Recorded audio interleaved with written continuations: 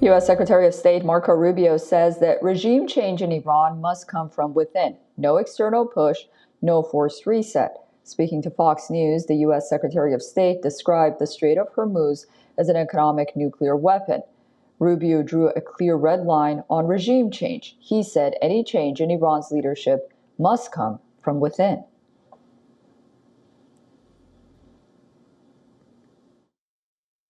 Look what they've done with the Straits. Great example. The Straits is basically the equivalent of an economic nuclear weapon that they're trying to use against the world. And they're bragging about it. They're putting up billboards in Tehran bragging about how they can hold 25% or 20% of the world's energy hostage. Imagine if those same people had access to a nuclear weapon. They would hold the whole region hostage. But then there's President Donald Trump. Earlier, President Trump claimed the opposite, that regime change in Iran has in effect already happened. The president even suggested that Iran is now dealing with a third regime and that U.S. negotiators are engaging with an entirely new set of actors inside the country. We're going to bring them back to the Stone Ages where they belong. In the meantime, discussions are ongoing. Regime change was not our goal. We never said regime change, but regime change has occurred because of all of their original leaders' death. They're all dead.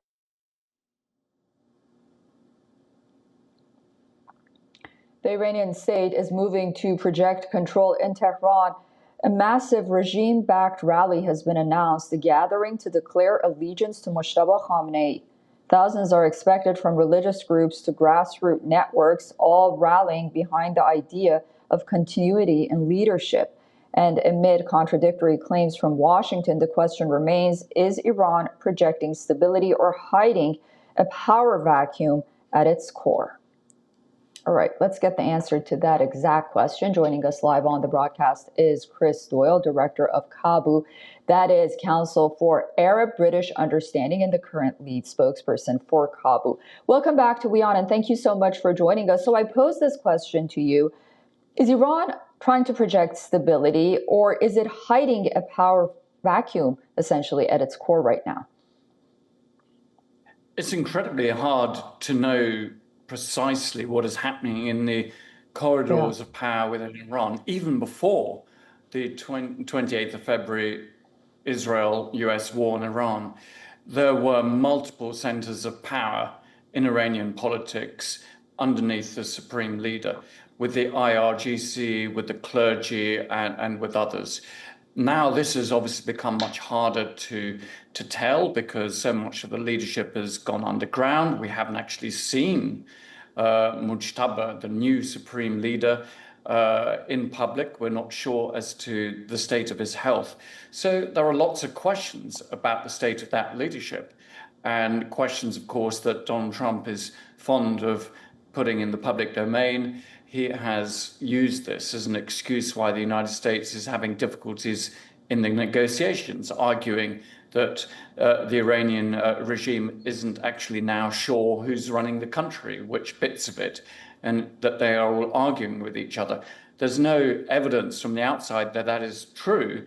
In fact, to the contrary, I think a lot of observers are acutely aware of the resilience of the regime, that it's managed somehow to keep at least the pretense of a single decision-making apparatus that has been reasonably coherent in the way that it goes about things, whether it's negotiations, whether it is military operations, or indeed decisions such as the blockade of the Strait of Hormuz.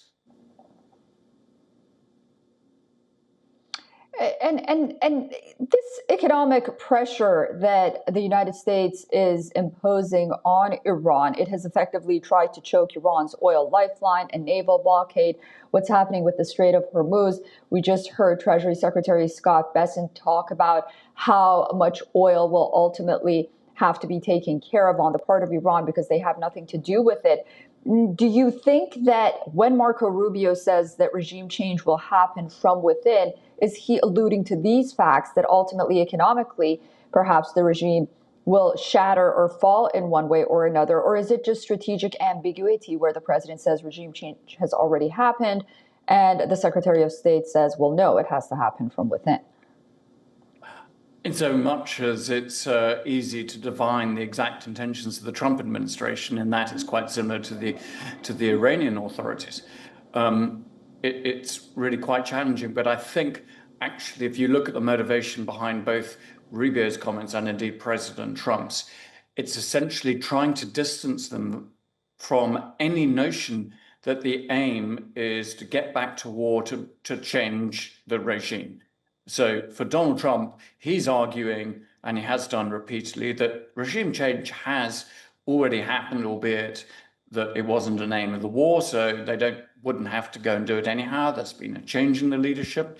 And Rubio is saying, oh, it's the Iranians that are going to have to do it, which, by the way, echoes what Prime Minister Netanyahu has said before.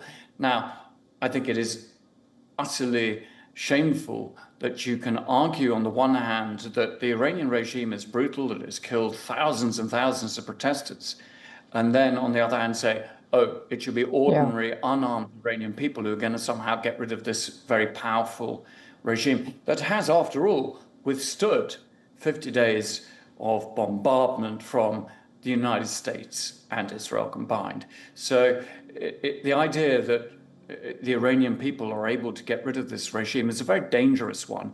It is extremely challenging. We heard the same in Syria. We heard the same in other regimes where the people were left somehow to take on armed actors with have all the weaponry, all the military training. They are frankly lambs to the slaughter.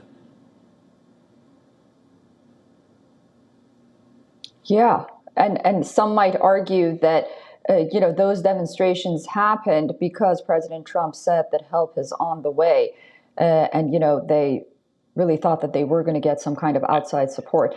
Okay, we'll be watching this very closely. Thank you so much for joining us on WION, and I look. Right, exactly. Thank you for joining us, Chris. It's always a pleasure speaking to you. Thank you.